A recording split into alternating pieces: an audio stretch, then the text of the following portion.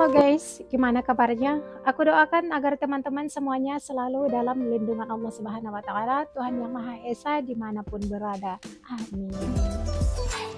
Oke guys, tadi pagi gue nemuin salah satu channel YouTube yang jelas kelihatan banget hodohnya. Mungkin ya, yang punya channel YouTube ini low IQ-nya ya, atau mungkin seseorang yang lagi pengangguran. Jadi sempat-sempatnya dia punya narasi atau tuduhan terhadap guru Indonesia gitu. Lihat nih thumbnailnya, sedih. Guru Indonesia menangis ingin pindah Malaysia saja, kata si channel YouTube Mosa Update. Sebelumnya maaf ya kak atau abang, pak cik, mak cik yang punya channel YouTube tersebut. Kita tahu ya, di media sosial demi konten orang rela apa saja yang dilakukannya untuk mendapatkan uang gitu. Menjilat pun jadi, memburukkan keluarganya, memburukkan orang lain pun oke, asal dapat cuan yang menjanjikan, bener nggak? Dari judul saja sudah terlalu lebay. Guru Indonesia menangis ingin pindah Malaysia saja katanya. Ada-ada aja ya, kayak orang goblok enggak tuh. Begitu banyak negara di ASEAN, apa mesti Malaysia? Kalau masalah perbandingan gaji guru guys, memang mungkin Indonesia lebih rendah daripada Malaysia. Tapi apa mungkin gaji guru di Malaysia lebih tinggi daripada Singapura? Mana yang lebih tinggi, gaji di Singapura atau Malaysia? Kalau bisa milih nih ya, ngapain milih di Malaysia kalau memang bisa pindah ke Singapura gitu? Jelas Singapura lebih makmur daripada Malaysia, ya kan? Malaysia, Indonesia itu sama aja, 11-12. Sama-sama ada buruknya, sama-sama ada kelebihannya, bener nggak? Gue ya yang pernah menjadi tenaga pendidik selama kurang lebih 1 tahun, enek gue membaca judul thumbnail si Pak Ci ini. Hanya beberapa orang saja membuat narasi seperti itu, kau sangkut pautkan guru Indonesia. Sadarlah Pak Ci, Mak Ci, demi konten Anda rela jadi penjilat. Kita lihat aja di Malaysia juga banyak masalah, mulai dari krisis tenaga medis atau kesehatan, krisis guru, belum lagi masalah tarif 19% yang digelontorkan Donald Trump. Baru-baru ini aja insiden bendera terbalik yang dibuat oleh etnis Tionghoa di Malaysia. Jadi apa sih istimewanya Malaysia ini di mata lo? Kalau kau mau jadi pindah ke warganegaraan gitulah ke Malaysia, silahkan. Indonesia dengan senang hati loh mendengarnya. Terus apa Malaysia mau menerimamu menjadi bagian dari rakyat Malaysia? Gue rasa nih ya, Malaysia pun ogah dan tak sudi melihatmu. Malaysia takkan menerimamu gitu. Indonesia aja yang baik, rela menerima orang yang berkelakuan buruk sepertimu. Tak pernah bersyukur apa yang telah diberikan Allah Subhanahu wa Ta'ala kepadamu. Yang herannya ya, banyak banget loh kreator penjilat ringgit Malaysia yang ngakunya orang Indonesia, tapi hobinya mereaksi tentang keburukan Indonesia aja. Keburukan Malaysia tak pernah. Tapi begitu ada berita negatif tentang Indonesia, langsung si beliau update deh. Mereaksi berita tersebut dengan membandingkannya dengan Malaysia. Antara bandingan yang gak seimbang. Kenapa situasi guru besar awal merupakan tanda-tanda sistem pendidikan kita dalam bahaya? Pertama, kekurangan guru. Kita tahu ramai graduan pendidikan yang sedang menganggur, tetapi menggantikan guru-guru pencen dengan graduan pendidikan tidak semudah yang disangka. KPM akan buat unjuran dalam tempoh masa tertentu untuk menggantikan guru pencen itu dengan graduan-graduan yang ada. Jika guru tersebut bersara awal, KPM tidak dapat menjangkakannya dan KPM tidak boleh menyediakan graduan untuk menggantikannya dalam tempoh masa yang singkat. Kalau untuk guru one-off pula, mereka mengisi kekosongan guru-guru yang kekurangan di peringkat sekolah dalam keadaan semasa.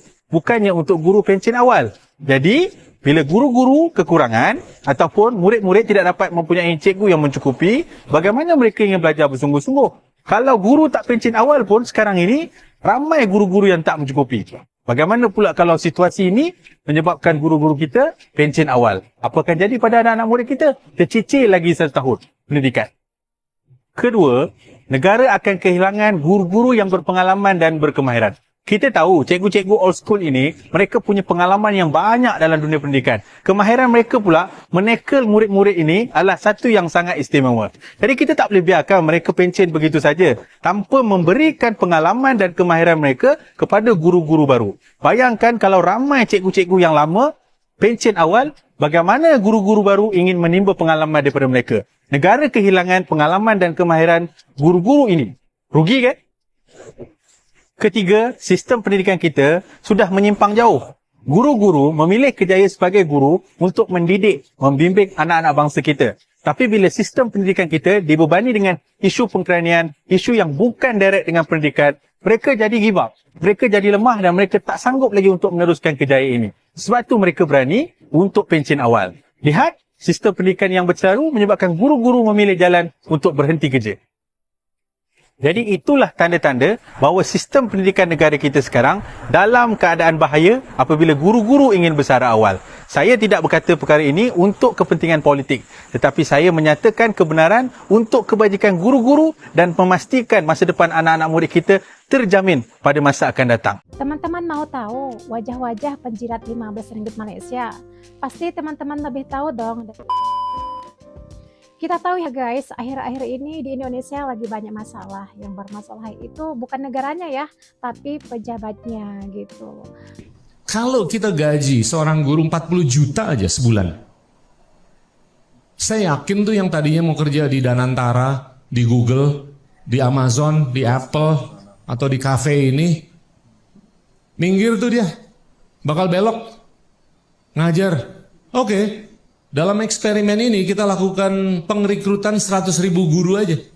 100.000 guru dari 3 juta ya. 100.000 guru setiap orang kita gaji 40 juta. Itu 4 triliun kan? 4 triliun per bulan dikalikan 12 bulan 48 triliun. Terus saya lihat anggaran pendidikan kita hampir 700 triliun setiap tahun. Ya kalau menurut saya daripada diinvestasikan untuk beli laptop, mendingan investasi di guru. Iya kan? Saya keliling dunia ya, hanya Indonesia yang punya guru statusnya honorer. Miris ya. Negara lain tuh nggak ada guru. Negara Asia Tenggara lain nggak ada. Yang guru itu ya memang karirnya sebagai guru. Honorer itu kan ya kayak tenaga admin, kayak buruh, kayak jadi seorang yang memang bukan karir di situ, cuman honorer doang. Tapi Indonesia tadi kenaikan guru honorer aja 860%. Ya. Dan itu yang paling nggak jelas. Kesejahteraannya gimana, ya kan, masa depannya bagaimana. Kata Pak Anies Baswedan, tetap mencintai Indonesia tanpa syarat. Meskipun banyak buzzer yang menyerang statementnya Pak Anies, itu nggak melunturkan cinta beliau terhadap Indonesia. Masya Allah.